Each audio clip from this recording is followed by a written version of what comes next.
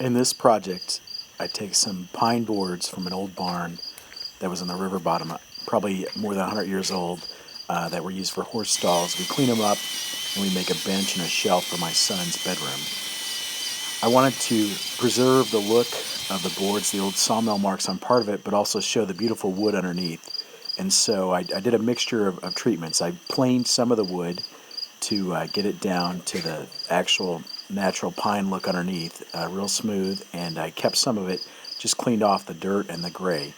Here you can see us drawing out a little picture for a window that I wanted to put in the stool base. Just decided to make it slightly lighter, give it a couple light points. Here's all the pieces cut out. Not everything's cut to length yet. Glue up. Looks like I killed a clamp on this one. Not a very nice clamp anyway, so it didn't matter. And then I started cutting mortises and tenons into the pieces. Total of 4 mortises and tenons on the entire piece. Nothing on an old board is square, but you do the best you can. You line it up, you make your marks, you cut it, and then you get it close, and you start cutting closer and closer until everything fits together. This was the first time I built something with mortise and tenons, so I was really happy when it all came together. I've watched a lot of people, and I spent some time thinking about how to do it. Then I dry fit it, and I was pretty excited when it all went together well. Heck yeah. Yes, there was sanding. I won't make you watch too much of it, though.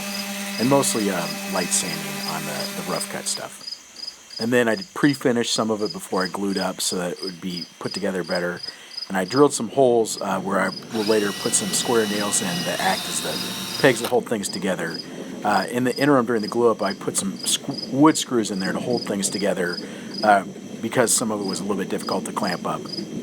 Good night, and let the glue dry on the glue up. Then come back, take those screws out. And these square nails are from an old farmhouse that somebody burned down to get rid of, and I just went through and swept up, grabbed a bunch of the square nails and put them on the shelf for later use for the day that I might have a project like this or something else that's got a little bit of a rustic look to it. I was really happy with how it looked when I was all done. You get some close-up shots of the contrast. Everything underneath is smooth, but I left a rough edge into the lip. So you've got kind of this smooth square box underneath the seat and rough all around that. Love that grain of old wood. And I'd encourage anybody that can to think about using old wood, reclaimed wood in their projects, not only for the environmental impact, but also because of the beauty that you can get in that stuff. And here you'll see it going into my son's room, and my wife is so happy now. All these World War II books that we collected aren't on the floor anymore. They've got a new place to live in their room.